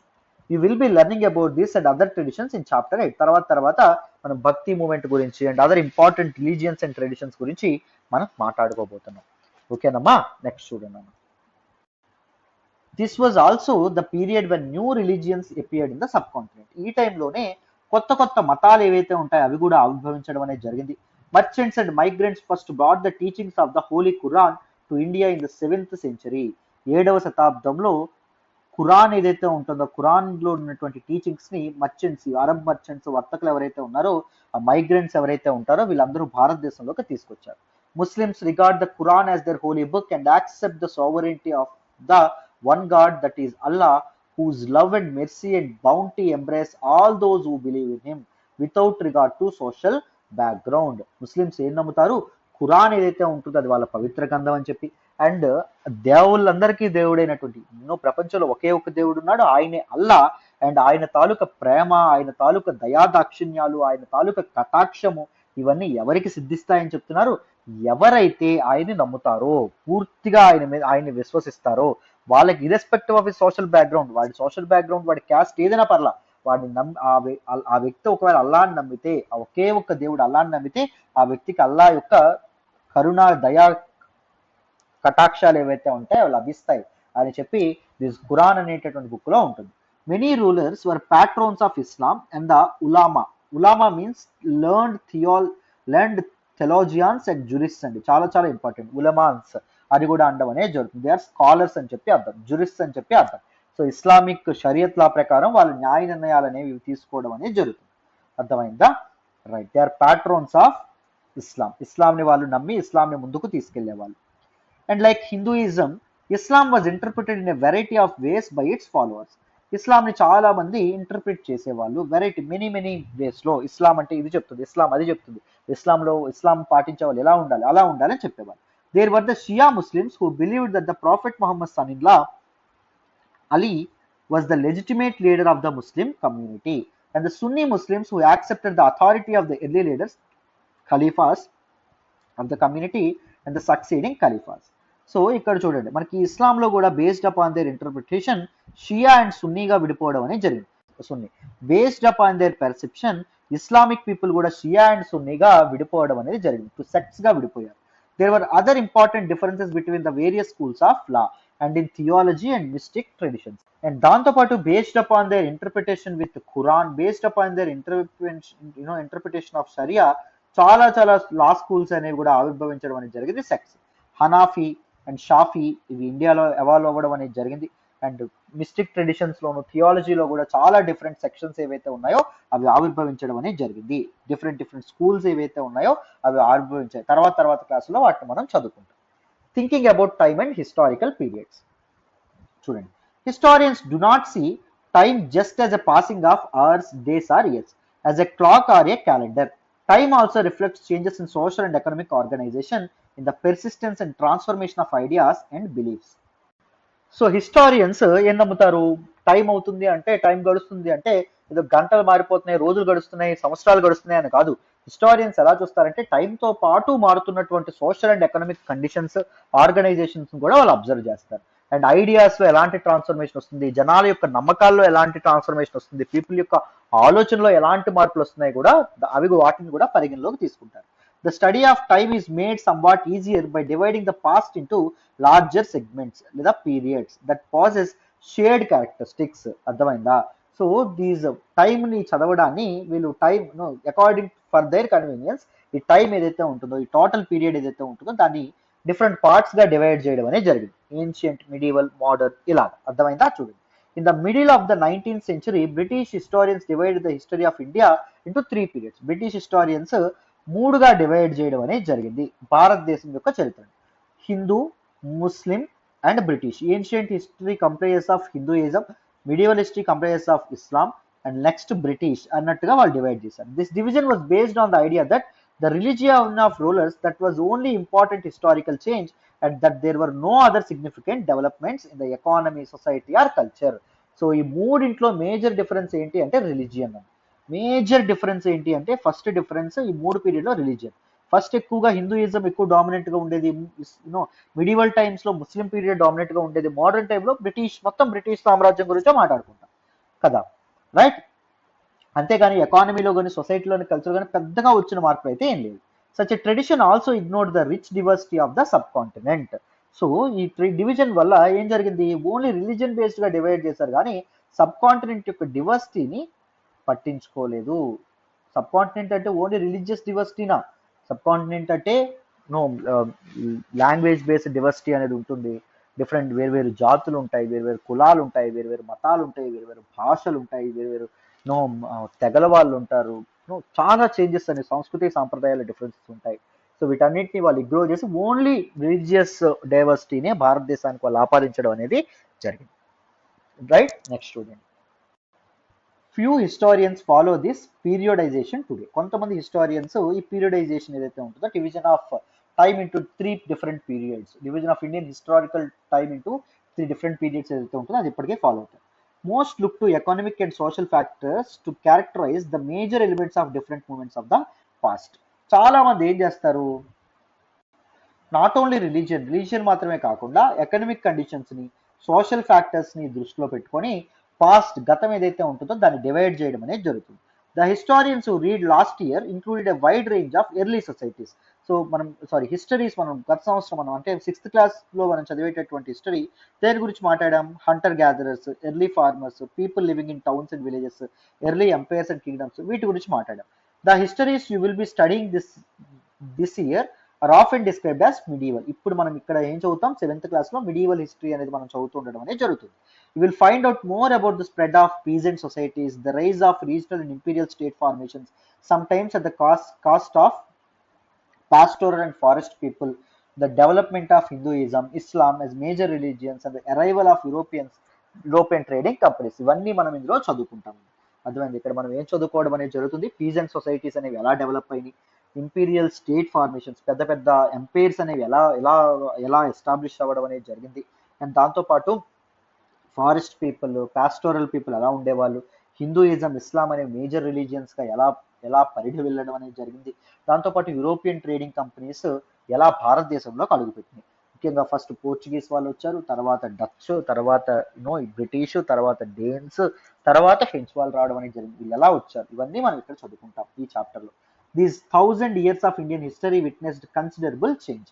సో ఈ 1000 సంవత్సరాల కాలం పాటు భారతదేశ చరిత్రలో చాలా చాలా మార్పులకు లోనవ్వడం అనేది జరిగింది భారతదేశ చరిత్ర. After all the 16th and 18th centuries were quite different from 8th or the 11th. So మనకి కాలంతో పాటు మార్పులు వచ్చాయని చెప్పి సింపుల్గా చెప్తున్నారు అనమాట. 16th, 18th సెంచరీలో 16, 18వ శతాబ్దాల్లో ఆ శతాబ్దాలు 8th to 11th శతాబ్దాల సెంచరీస్ ఏవైతే ఉన్నాయో వాటికి చాలా డిఫరెంట్గా ఉండడం అనేది జరిగింది. Therefore, describing the entire period as one historical unit is not without such problems. So అందుకే ఒక్క హిస్టారికల్ పీరియడ్గా మనం మాట్లాడకూడదు, ఎక్కడికక్కడ డివైడ్ చేయాలి. Moreover the medieval period is often contrasted with the modern period. So ఒకదాన్ని మిడీవల్ పీరియడ్ అని చెప్తాము మనము ఎక్కడ వరకు, యూరోపియన్స్ వచ్చినంత వరకు. అక్కడ దాని తర్వాత మోడర్న్ పీరియడ్ అనేది రావడం అనేది జరుగుతుంది. Modernity carries with it a sense of material progress and intellectual advancement. Modernity, నవీనత్వం ఏదైతే ఉంటుందో దాంతోపాటు సో మెటీరియల్ ప్రోగ్రెస్ అనేది రావడం అనేది జరిగింది, అంటే టెక్నాలజికల్ అడ్వాన్స్మెంట్ అనేది రావడం అనేది జరిగింది, ఆర్కిటెక్చర్ బలపడింది, ఇన్ఫ్రాస్ట్రక్చర్ అనేది బలపడింది, మెటీరియల్ థింగ్స్ ఏవైతే ఉంటాయో అవి అడ్వాన్స్మెంట్ అనేది వచ్చింది, ఇంటలెక్చువల్ అడ్వాన్స్మెంట్ కూడా రావడం అనేది జరిగింది. చాలా మంది స్కాలర్స్ ఎమర్జ్ అయినారు, చాలా బిలీఫ్స్ అనేవి రావడం అనేది జరిగింది, డిఫరెంట్ సైన్స్ ఏదైతే ఉంటుందో అది కూడా ఎమర్జ్ అయింది. This seems to suggest that the medieval period was lacking in any change whatsoever. So modern టైంలో మోడర్నిటీతోనే సిగ్నిఫికెంట్ చేంజ్ వచ్చింది, కానీ మిడివల్ పీరియడ్ మాత్రం స్టాగ్నెంట్గా ఉండడం అనేది జరిగింది. ఎటువంటి చేంజ్ అనేది లేకుండా ఉండడం అనేది జరిగింది. అర్థమైందా? But of course we know this was not the case. But కానీ కొన్ని చేంజెస్ అయితే వచ్చినాయి, రిలీజియన్లో చేంజెస్ అనేవి వచ్చినాయి అని మనకి తెలుసు. చూడండి, during this 1000 years the societies of the subcontinent were transformed often, and economies in several regions reached a level of prosperity that attracted the interests of European trading companies. So ఈ 1000 ఏళ్ల కాలం పాటు ఏం చేంజ్ రాలేదా అంటే ఉంది. ఈ 1000 ఏళ్ల కాలం పాటు, ఈ 1000 ఏళ్ల కాలం ఏదైతే ఉంటుందో ఫ్రమ్ 700 to 1750 అదొక ప్లాట్ఫామ్ సెట్ చేసింది. ఎందుకు? ద మేజర్ చేంజ్కి ఒక ప్లాట్ఫామ్ సెట్ చేయడం అనేది జరిగింది. ఈ 1000 ఏళ్ల కాలంలో ఏం జరిగింది? మనకి సొసైటీస్ ఏవైతే ఉన్నాయి, సబ్ కాంటినెంట్ సొసైటీస్ విపరీతంగా చేంజ్ అవ్వడం అనేది జరిగింది, ట్రాన్స్ఫార్మ్ అవ్వడం అనేది జరిగింది. అండ్ దాంతోపాటు ఎకానమీస్ ఆఫ్ సెవరల్ రీజియన్స్ ప్రాస్పరస్గా మారడం అనేది జరిగింది. చాలా వెల్త్ అనేది మనం కూడబెట్టుకోవడం అనేది జరిగింది. సో ఈ వెల్త్, దాంతోపాటు ఈ సంపద, ఈ రిసోర్సెస్ కోసం యూరోపియన్ పవర్స్ ఎవరైతే ఉన్నారో వాళ్ళు మన దేశంలోకి అడుగు పెట్టడం అనేది జరిగింది. As you read this book, look out for signs of change and the historical process at work. ఈ మనం చదువుతున్న కొద్దీ మీరు చేంజెస్ ఏవైతే, ఎటువంటి మార్పులు జరిగినాయో గమనిస్తూ ఉండండి. Also when ever you can compare what you read in this book with what you read last year. So ఇప్పుడు మనం ఏవైతే చదువుతున్నామో వాటిని లాస్ట్ ఇయర్ మనం ఏవైతే చదువుకున్నాం, ఏన్షియంట్ హిస్టరీలో ఏవైతే మనం పరిస్థితులు చూసామో దాంతో కంపేర్ చేసుకోవాలని చెప్తున్నారు. Look out for changes and continuities wherever you can. So ఎక్కడ మార్పులు అనేవి జరుగుతున్నాయి, ఎక్కడ పాత పద్ధతులే వాడుతున్నారు అవి గమనించాలి. And look at the world around you in see what else has changed and remain the same. ఏన్షియంట్కి ఇప్పుడున్నటువంటి మోడర్న్ టైమ్స్కి చేంజ్ ఏమొచ్చింది, మిడివల్కి ఇప్పుడున్నటువంటి టైంకి మోడర్న్ టైమ్స్కి చేంజ్ ఏమొచ్చింది, ఏన్షియంట్కి మిడివల్ టైమ్స్కి మార్పు ఏం రావడం అనేది జరిగింది, లేకపోతే మార్పు రాకుండా ఏన్షియంట్ పద్ధతులు మోడర్న్ టైమ్స్లో ఏం ఆడుతున్నారు, మిడివల్ పద్ధతులు మోడర్న్ టైమ్స్లో ఏవి కంటిన్యూ అవుతున్నాయి, ఈ విషయాలన్నీ మీరు ఒక్కసారి గమనించండి చదువుతా అని చెప్పి మనకి దీనిలో చెప్పడం అనేది జరిగింది. This is about the introduction of medieval history. మనకి ఎగ్జామ్ పెర్స్పెక్టివ్లో అంత ఇంపార్టెంట్ ఆస్పెక్ట్స్ దీనిలో అసలు ఏమీ లేవు. కానీ కాన్సెప్ట్ తర్వాత క్లాసెస్లో కాన్సెప్చువల్ క్లారిటీ అనేది ఉండాలి అంటే ఇది ఒక బెస్ట్ ప్లాట్ఫామ్గా మీకు ఉండడం అనేది జరుగుతుంది. అర్థమైందా? Very very very important chapter. So డీటెయిల్డ్గా మీకు ఈ చాప్టర్ అనేది అర్థమైందని అనుకుంటున్నాను. రైట్, మరి చాప్టర్లో ఉన్నటువంటి ఇంపార్టెంట్ పాయింట్స్ టకటక రివైజ్ చేసేద్దామా? వినండి. సో ఈ చాప్టర్లో ఏం తెలుసుకున్నానన్న మొదట మనం కార్టోగ్రఫీ అంటే ఏంటో తెలుసుకున్నాం. కార్టోగ్రాఫర్ అని ఎవరిని అంటారు? కార్టోగ్రఫీ అంటే ఏంటి? The art of making a map is called cartography అని చెప్పుకున్నాం. అండ్ ది సబ్ కాంటినెంట్ ఏదైతే ఉంటుందో, భారత ఉపఖండం ఏదైతే ఉంటుందో దాని తాలూకా మ్యాప్స్ అనేవి ఎలా మారుతూ వచ్చాయని చెప్పి కూడా మనం మాట్లాడుకోవడం అనేది జరిగింది. Here we have given 2 important examples. ఒకటి అరబ్ జోగ్రాఫర్ అయినటువంటి అల్ ఇద్రీసి ఎవరైతే ఉన్నారో అల్ ఇద్రీసి యొక్క మ్యాప్ ఒకటి, అండ్ దాంతోపాటు ఫ్రెంచ్ కార్టోగ్రాఫర్ యొక్క మ్యాప్ ఒకటి మనం తీసుకోవడం అనేది జరిగింది. ఫ్రెంచ్ కార్టోగ్రాఫర్ మ్యాప్ చాలా డీటెయిల్డ్గా ఉంది అండ్ దాంతోపాటు చాలా ప్రిసైజ్గా ఉండడం అనేది జరిగింది అని చెప్పి కూడా మనం మాట్లాడుకోవడం అనేది జరిగింది. దాంతోపాటు హిస్టారియన్స్ యొక్క సోర్సెస్ ఎప్పుడైనా చదువుతుండేటప్పుడు కొత్త కొత్త టెర్మినాలజీస్ కూడా వాళ్ళు జాగ్రత్త వహించాలి అని చెప్పి మనం మాట్లాడుకోవడం అనేది జరిగింది. సపోజ్ ఒకప్పుడు హిందుస్థాన్ అనేటటువంటి పదం ఏదైతే ఉంటుందో దాన్ని ఎందుకు వాడేవాళ్ళు? ఢిల్లీ సుల్తానేట్ ఎవరైతే ఉన్నారో వాళ్ళ తాలూకా రాజ్యం గురించి సంబోధించడానికి. ఒకప్పుడు పంజాబ్, హర్యానా, దాంతోపాటు గంగా మరియు యమునా నది మధ్య ప్రాంతాల కోసం హిందుస్థాన్ అనేవాళ్ళు. బట్ మోడర్న్ టైమ్స్ లో హిందుస్థాన్ అనే పదాన్ని ఎందుకు వాడుతున్నారు అంటే the modern political entity that is India as a whole represent చేయడానికి హిందుస్థాన్ అనే పదాన్ని ఇప్పుడు మనకు వాడడం అనేది జరుగుతుంది. But Hindustan never be related to south India అని చెప్పి మనం మాట్లాడుకోవడం అనేది జరుగుతుంది. హిస్టరీలో ఎప్పుడు సౌత్ ఇండియాని హిందుస్థాన్ అనేటటువంటి పేరుతో పిలవలేదు. ఓన్లీ నార్త్ ఇండియా అని అలా పిలవడం అనేది జరిగింది. అండ్ హిందుస్థాన్ మెల్లమెల్లగా నాట్ ఓన్లీ జోగ్రఫికల్ ఎంటిటీయే కాకుండా ఒక కల్చరల్ ఎంటిటీగా మారడం అనేది జరిగింది, ఒక ఎకనామిక్ ఎంటిటీగా మారడం అనేది జరిగింది, ఒక పొలిటికల్ ఎంటిటీకి కూడా పొలిటికల్ టర్మ్గా కూడా మారడం అనేది జరిగింది అని చెప్పి కూడా మనం మాట్లాడుకోవడం అనేది జరిగింది. రైట్, అండ్ నెక్స్ట్ మనం ఏం మాట్లాడుకున్నాం? Different other terminologies. ఫారినర్ అనేటటువంటి పదం ఏదైతే ఉంటుందో ఒకప్పుడు ఎలా ఉండేవాళ్ళు, పరదేశీ అనేవాళ్ళు హిందీలో అని చెప్పి కూడా మనం మాట్లాడుకోవడం అనేది జరిగింది. హిస్టారియన్స్ ఎవరైతే ఉన్నారో వాళ్ళ సోర్సెస్ గురించి కూడా మనం మాట్లాడుకోవడం అనేది జరిగింది.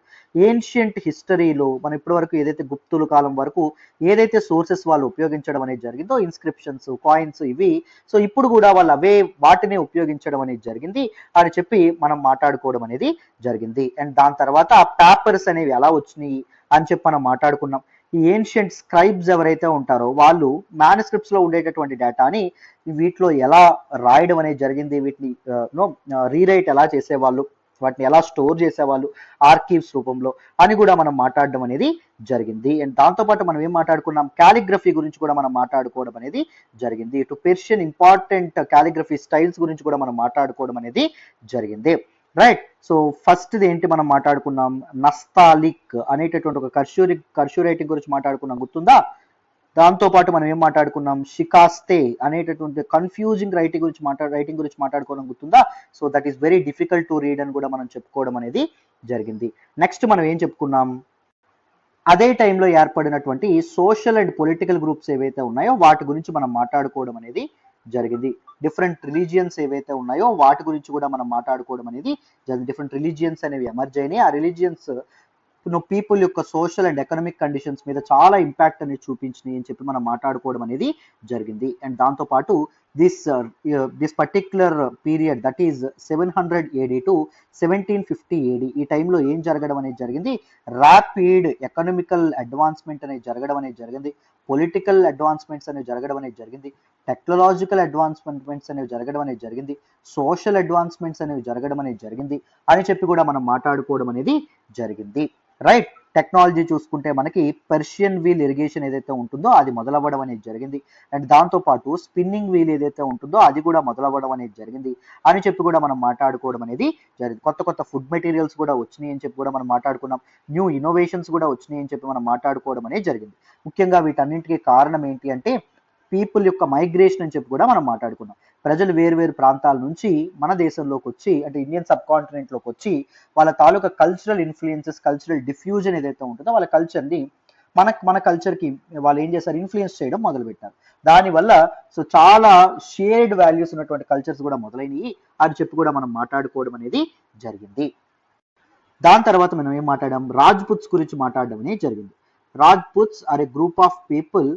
రాజ్పుత్స్ అనేటటువంటి పదం దేని నుంచి డెరైవ్ అవ్వడం అనేది జరిగింది, రాజపుత్ర అనేటటువంటి దీని నుంచి, ద సన్స్ ఆఫ్ కింగ్ అనేటటువంటి దీని నుంచి రావడం అనేది జరిగింది, పదం నుంచి రావడం అనేది జరిగిందని చెప్పుకున్నాం. సో ఒకప్పుడు కవులు ఎవరైతే ఉన్నారో రాజ్పుత్స్ కి విపరీతమైనటువంటి పరాక్రమం, బలార్ అనేటటువంటిది ఉండేది అని చెప్పి వాళ్ళు చెప్పడం అనేది జరిగేది. అండ్ దాంతోపాటు వాళ్ళు గొప్ప గొప్ప యోధులు, వారియర్ కమ్యూనిటీ అని చెప్పి చెప్పేవాళ్ళు. Not only rulers, not only chieftains, also soldiers కూడా కొంతమంది ఈమె రాజ్పుత్స్ అని చెప్పి వాళ్ళు ప్రకటించుకోవడం అనేది జరిగింది.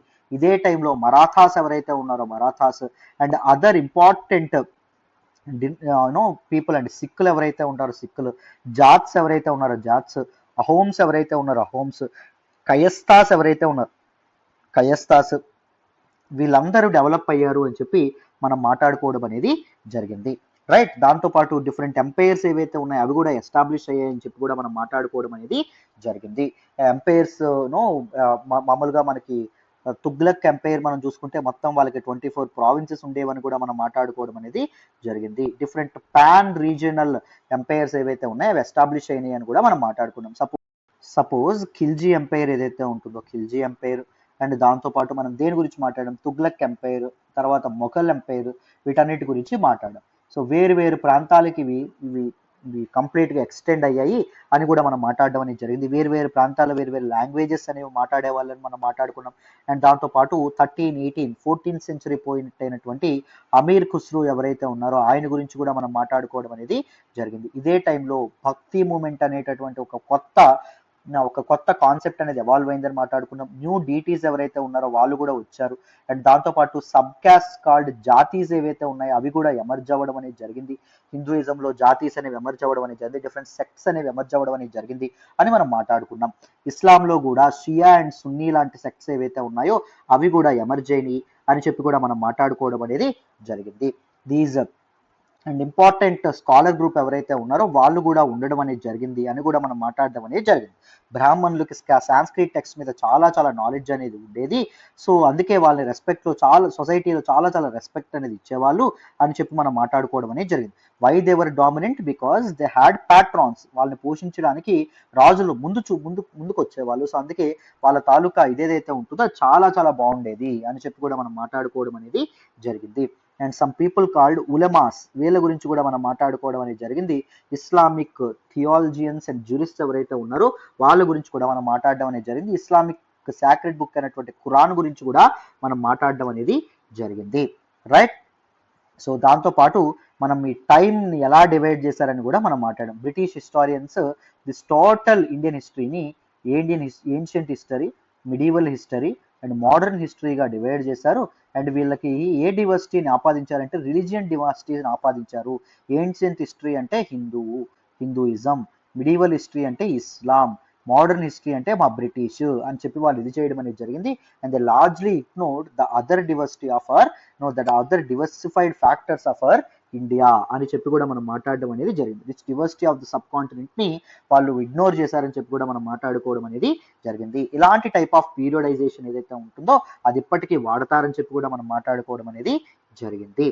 రైట్, సో దిస్ పర్టిక్యులర్ ఇదేదైతే ఉంటుందో అది పెద్ద చేంజెస్కి లోన్ అవ్వనప్పటికీ ఒక ప్లాట్ఫామ్ అనేది ఏర్పాటు చేసింది. The major changes happen during modernity, అర్థమైందా, నవీనత్వము అంటాం. సో మోడర్న్ వరల్డ్లోనే మేజర్ చేంజెస్ వచ్చినప్పటికీ ఈ మోడర్నిటీ రావడానికి గల ప్లాట్ఫామ్ అనేది మిడివల్ టైమ్స్ అనేవి ఏర్పాటు చేయడం అనేది జరిగింది. ఎందుకు అంటే పొలిటికల్ కండిషన్స్ అనేవి విపరీతంగా చేంజ్ అవ్వడం అనేది జరిగింది. సో వెల్త్ ఏదైతే ఉంటుందో ఇండియన్ సబ్ కాంటినెంట్ ఒక ల్యాండ్ ఆఫ్ వెల్త్గా మారడం అనేది జరిగింది, ల్యాండ్ ఆఫ్ రిసోర్సెస్గా మారడం అనేది జరిగింది. అండ్ ఈ రిసోర్సెస్ వెల్త్ కోసం వచ్చిన వాళ్ళే బ్రిటిష్ వాళ్ళ వచ్చిన తర్వాత మోడర్నిటీ అనేది స్టార్ట్ అయింది అని చెప్పి మనం మాట్లాడుకోవడం అనేది జరిగింది. These are some important factors that we have discussed in the first chapter of 7th history, right? So this is all about this particular chapter. మరి నెక్స్ట్ చాప్టర్లో కలుద్దాం. జాగ్రత్తగా ఫాలో అవుతూ ఉండండి, మీకు చాలా వ్యాల్యూ అడిషన్ అయితే ఉంటుంది. Thank you so much for all the support and all the love so for అమ్మా. Thank you so much once again. చక్కగా మన వీడియోస్ని ఫాలో అవుతుండండి, మీకు చాలా ఉపయోగపడతాయి. మీకు ఆర్గానిక్గా కాంప్రహెన్సివ్గా ప్రతి టాపిక్ మీద ప్రతి చాప్టర్ మీద అవగాహన అనేటువంటిది వచ్చేలాగా చెప్పే బాధ్యత నాకు. Thank you so much. మరి నెక్స్ట్ క్లాస్లో కలుద్దాం. బాయ్ నా.